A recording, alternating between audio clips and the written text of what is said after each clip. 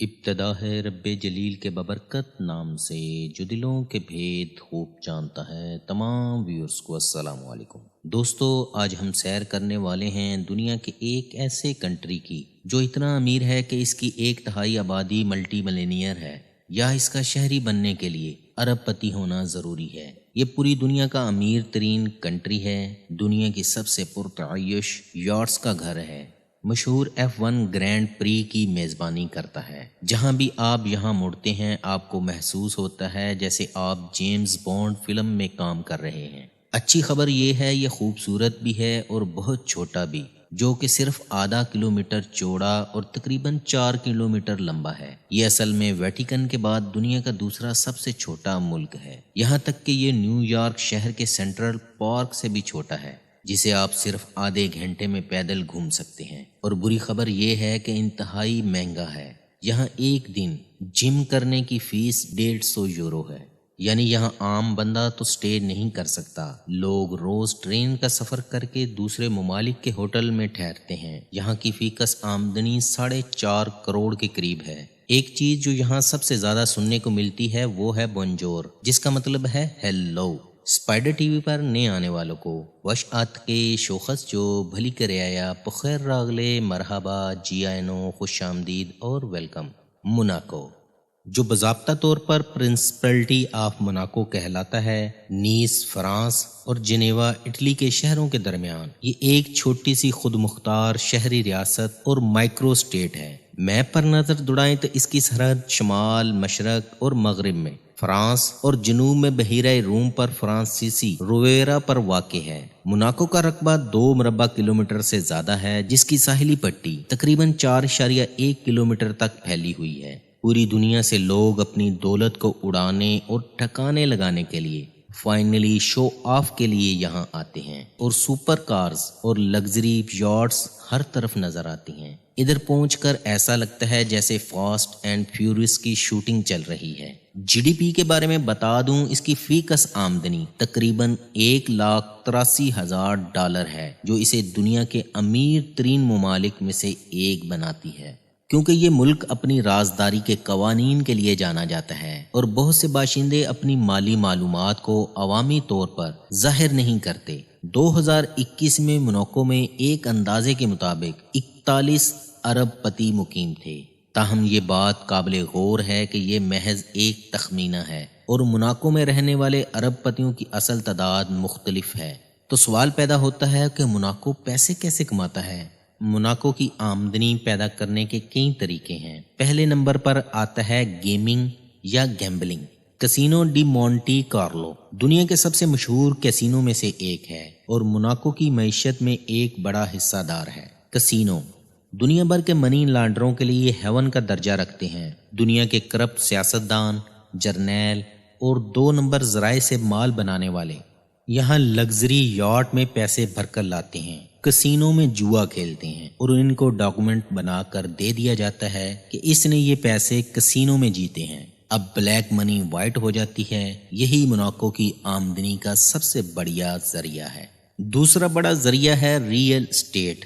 Monaco اپنے پرکشش مقام اور سازگار ٹیکس قوانین کی وجہ سے ریئل اسٹیٹ کی بہت زیادہ مانگ ہے۔ موناکو اپنے سازگار ٹیکس قوانین کے لیے جانا جاتا ہے، جس نے اسے دولت مند افراد کے لیے ایک مقبول مقام بنا دی ہے جو اپنے ٹیکس کے بوجھ کو کم کرنا چاہتے ہیں، تاہم یہ مکمل طور پر ٹیکس سے پاک نہیں ہے۔ یہاں ذاتی انکم ٹیکس یا کارپوریٹ انکم ٹیکس نہیں ہے اور دولت یا وراثت پر کوئی ٹیکس نہیں ہے، لیکن رینٹل پراپرٹی پر سالانہ 1% ٹیکس لیا جاتا ہے اور کچھ اشیاء پر ویلیو ایڈڈ ٹیکس ادا کرنا پڑتا ہے۔ ٹورزم موناکو ایک مشہور سیاحتی مقام ہے جو ہر سال لاکھوں سیاحوں کو اپنی طرف متوجہ کرتا ہے۔ ملک میں بہت سے لگژری ہوٹل، کسینو اور پرکشش مقامات ہیں جو سیاحت سے آمدنی پیدا کر کے دیتے ہیں۔ آمدنی کے ان ذرائع کے علاوہ موناکو کو فرانس سے اہم مالی امداد بھی حاصل ہوتی ہے۔ کیا موناکو کا ایئرپورٹ موجود ہے؟ تو اس کا جواب ہے کہ نہیں۔ موناکو، سان مرینو، اندورا، لیختنسٹائن، ویٹیکن سٹی ایسی ریاستیں ہیں جن میں ہوائی اڈے نہیں ہیں، کیونکہ یہاں ایئرپورٹ بنانے کے لیے سپیس موجود نہیں ہے۔ موناکو سے صرف 30 کلومیٹر کے فاصلے پر فرانس کا تیسرا مصروف ترین ایئرپورٹ نائس کوٹ ڈی ازور ہے۔ ہوائی اڈے سے بسوں، ٹرینوں اور ٹیکسیوں کے ذریعے موناکو آسانی سے آیا جا سکتے ہیں۔ اگر آپ کے پاس یورو ریل کا پاس ہو تو ٹکٹ کی بھی ضرورت نہیں ہوتی۔ کئی ہیلی کاپٹر کمپنیاں بھی موجود ہیں جو ہوائی اڈے اور موناکو کے درمیان باقاعدہ پروازیں پیش کرتی ہیں۔ اگر آپ موناکو جانے کا ارادہ کرتے ہیں تو آپ نائس ہوائی اڈے کے لیے فلائٹ بک کر سکتے ہیں۔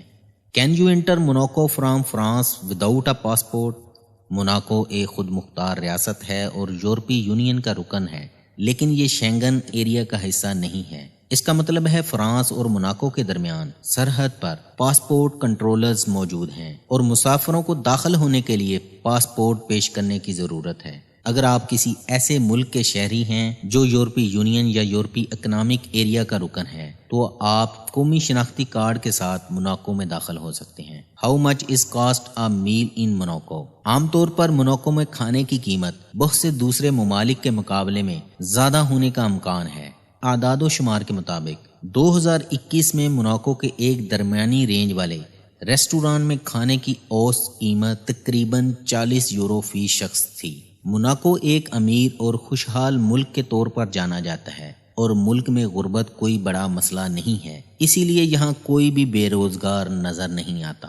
از دیر کرائم ان موناکو؟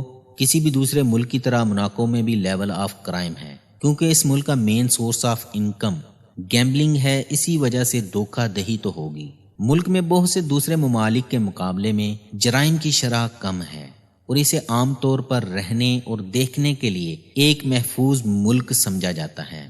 تاہم یہ بات قابل توجہ ہے کہ جرم کہیں بھی ہو سکتا ہے اور اپنے سامان کی حفاظت کے لیے احتیاطی تدابیر اختیار کرنا ہمیشہ اچھا خیال کیا جاتا ہے۔ موناکو پاپولیشن تقریباً 39,000 افراد پر مشتمل ہے، جو اسے آبادی کے لحاظ سے دنیا کا دوسرا چھوٹا مگر سب سے گنجان آبادی والا کنٹری بناتی ہے۔ موناکو پیپل فرینچ اور اٹالین۔ موناکو کی سرکاری زبان فرانسیسی ہے اور آبادی کی اکثریت اپنی پہلی زبان کے طور پر فرانسیسی بولتی ہے۔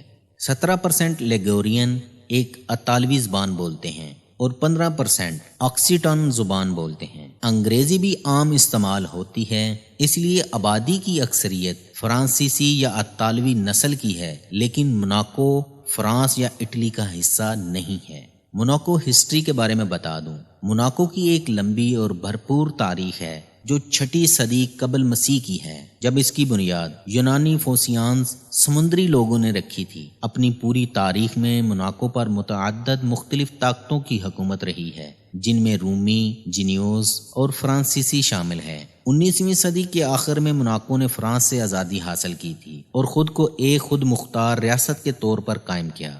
دی رائل فیملی۔ موناکو ایک آئینی بادشاہت ہے اور ریاست کا سربراہ اس وقت پرنس البرٹ دوئم ہے۔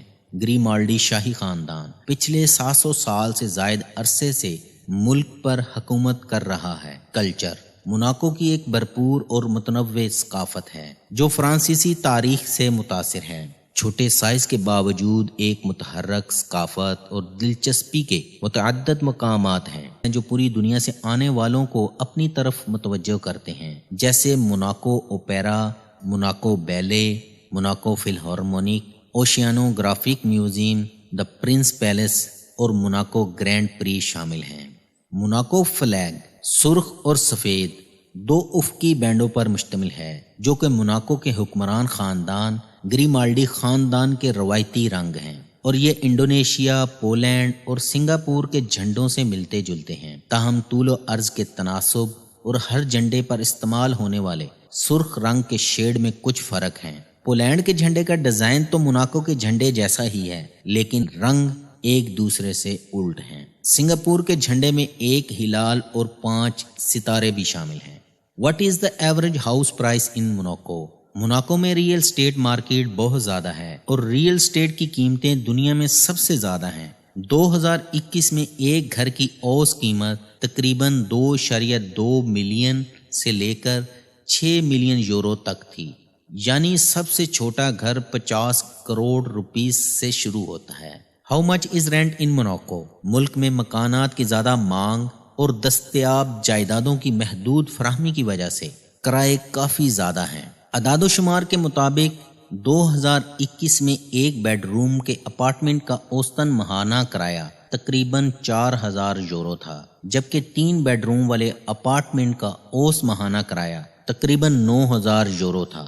یہ اعداد و شمار صرف تخمینہ ہیں۔ کچھ افراد کے لیے موناکو میں کرائے کی قیمت برداشت کرنا مشکل ہو سکتا ہے۔ ایک چیز جو آپ کو یہاں ہر طرف فری ملتی ہے وہ ہے wifi. Is healthcare free in Monaco? Monaco میں صحت کی دیکھ بھال مکمل طور پر مفت نہیں ہے، لیکن یہ عام طور پر اعلیٰ معیار کی ہے۔ How much money do you need to be a citizen of Monaco? Monaco کا شہری بننا محض ایک خاص رقم رکھنے کا معاملہ نہیں ہے۔ موناکو ایک چھوٹا کنٹری ہے جس میں شہریوں کی تعداد محدود ہے اور شہریت حاصل کرنا انتہائی مشکل ہو سکتا ہے۔ عام طور پر شہریت ان لوگوں کو دی جاتی ہے جو کم از کم 10 سال سے موناکو میں مقیم ہیں۔ اچھی صحت اور مجرمانہ ریکارڈ کا نہ ہونا۔ آپ کے پاس اپنی اور اپنے خاندان کی کفالت کے لیے موناکو کے کسی بھی بینک اکاؤنٹ میں 5 لاکھ یورو ہوں تو پھر آپ شہریت کے لیے اپلائی کر سکتے ہیں۔ موناکو کا پاسپورٹ دنیا کے طاقتور ترین پاسپورٹوں میں سے ایک سمجھا جاتا ہے، جو 2021 کے ہینلے پاسپورٹ انڈیکس میں 5ویں نمبر پر ہے۔ What is the best time to visit Monaco? Monaco جانے کا بہترین وقت آپ کی ذاتی ترجیحات پر منحصر ہے۔ جون، جولائی اور اگست کے مہینے عام طور پر موناکو جانے کے لیے سب سے مصروف وقت ہوتا ہے۔ گرم درجہ حرارت اور بہت سی بیرونی تقریبات اور تہوار یہاں منائے جاتے ہیں۔ اگر آپ ٹھنڈے موسم اور کم ہجوم کو پسند کرتے ہیں تو آپ موسم بہار یا خزاں میں جا سکتے ہیں، جب موسم بھی خوشگوار ہوتا ہے اور سیاح بھی کم ہوتے ہیں۔ دوستو، موناکو یہ دنیا کے دیگر ممالک سے ذرا ہٹ کے تھا۔ مجھے امید ہے کہ موناکو کے بارے میں ہماری ویڈیو آپ کے لیے مددگار ثابت ہوئی ہوگی۔ کمنٹس میں ہمیں بتائیں آپ کو یہاں کیا اچھا لگا۔ ملیں گے کسی اور کنٹری کی سیر کے ساتھ۔ اللہ ہم سب کا حامی و ناصر ہو۔